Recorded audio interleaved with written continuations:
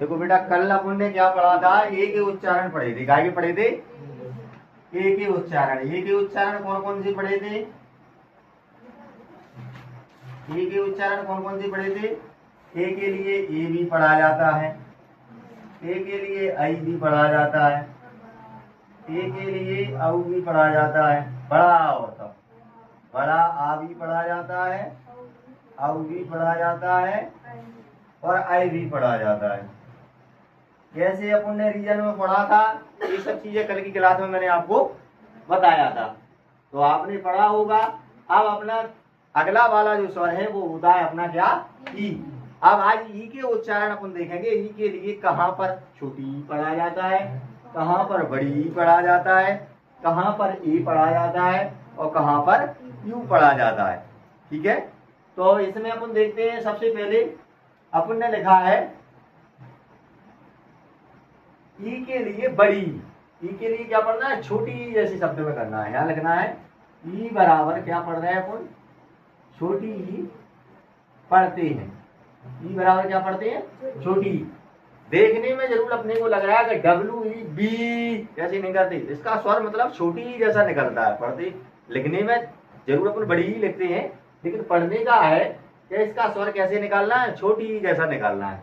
तो W E B, B B, ठीक है, एच ई और एस एच ई सी, इनको सबको कैसे पढ़ते हैं, छोटी ई जैसा स्वर निकालना है। बाद बाकी की लिखने में अपन बड़ी ई दिखाते हैं। इन सब में बड़ी ई की मात्रा हल्के स्वर में ई की तरह बोली जाती है। ठीक है, लिखा दिया अपन ने कि इन सब में बड़ी की मात्रा हल्के स्वर में छोटी ई की तरह बोली जाती है। क्लियर। अब बेटा आगे देखो, डबल ई जहां आएगी वहां पर अपने क्या निकालना है, दीर्घ उच्चारण निकालना है, यानी बड़ी ई जैसे पढ़ना है। तो बड़ी ई जैसे पढ़ना है, ऐसी मीनिंग अपनी सामने लिखी है। एस डबल ई सी, सी माने देखना होता है। बी डबल ई, बी माने मधुमक्खी होती है। S L double E P, sleep, sleep माने सोना होता है। W double E P, beep, beep माने रोना होता है। फिर लिखा है N double E D, need, need माने आवश्यकता। K N E P N double E B, knee माने घुटना पैर का। इतना ध्यान रखना है कि जी मीनिंग है पूरी वाली नहीं लिखी है किताब में, अपने को ऐसी और भी मीनिंग मिलेगी। ये तो एक आपके लिए रूल्स है, नियम है कि इस प्रकार की अगर आपको स्पेलिंग मिल रही है तो उनको पढ़ना कैसे। ठीक है, इंग्लिश पढ़ने का सोपान है बेटा। इन नियमों को यदि आप ध्यान से देखोगे, पढ़ोगे, घर जाके इनका रिवाइज करोगे, 100% आप इंग्लिश अच्छे से अच्छी पढ़ दोगे, अच्छी से अच्छी पढ़ सकते हो। अगला वाला लिखा है, अगर ई के बाद ए आए तो इसे भी बड़ी ही पढ़ते हैं। ई के बाद क्या आए, ए आए तब भी अपन बड़ी ही पढ़ते हैं। कहाँ पढ़ते हैं देख लो, S E A T, seat, seat माने बैठने का स्थान होता है, सीट पर बैठते हैं उसके लिए कहते हैं। एस ई ए सी, सी माने समुद्र होता है। क्लीन लिखा हुआ है, हीट लिखा हुआ है, ऐसे मीट लिखा है, ऐसे मीट लिखा है।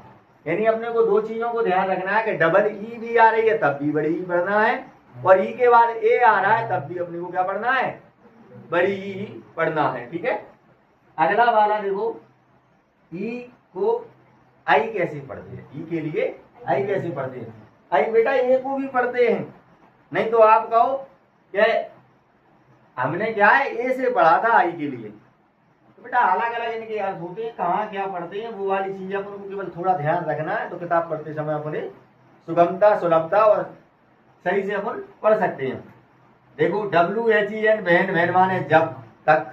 Clear. E H E N, then, then माने तब। S E double L, sell. W E double L, bell. समझ में आ रहा है। फिर लिखा है W E T, bed. N E T, net. Clear. तो ई के लिए क्या पढ़ रहे हैं अपन, आई पढ़ रहे हैं। क्या पढ़ रहे हैं, आई। फिर लिखा है ई डब्ल्यू, जहां दिया हो उसके लिए यू पढ़ते हैं। क्या पढ़ते हैं, यू। क्योंकि लास्ट वाला स्वर अपन ने ई का क्या बताया, यू। डायरेक्टली ई के लिए यू नहीं पढ़ते, ई के बाद डब्ल्यू आएगा तभी यू पढ़ते हैं। तो कैसे लिखा है, एफ ई यू, यू थोड़े से, N E U, N E W, sorry U नहीं है डब्ल्यू है, यानी कि ई डब्ल्यू अगर आएगा तभी आपको क्या पढ़ना है, यू पढ़ना है। तो देखो F E W, you, you माने थोड़े से, N E W, new, new माने नया, D U W, you, you माने उसकी बोलें, और V I E W, view, view माने दृश्य, व्यू माने दृश्य होता है, देखने वाली चीज को व्यू, यानी देख रहे हैं, जो दिख रहा है उसके लिए व्यू कहते हैं। ठीक है बेटा, तो इसके लिए भी ध्यान से पढ़ना है, इसके लिए भी ध्यान से पढ़ना है। और इसको ऐसे नहीं पढ़ना है कि इसको पढ़ लिया कल वाले को भूल गए। जो एक ही शब्द दिए इन्हें भी ध्यान में रखना है। ठीक है, और रोज घर लाके इनके जो उच्चारण मैंने लिखे हैं डायरेक्टली लिखा करो, बिना अर्थ के, बिना अर्थ के लिखना है इनके लिए। जैसे अपने को लिखना है WBBEC, तो इस प्रकार से इन्हें लिखोगे, आप पढ़ोगे, पढ़ना सीखोगे, दिमाग में आ जाएगा कि इस चीज को क्या पढ़ना है, तो किताब में अपने को सुगमता होगी। ठीक है।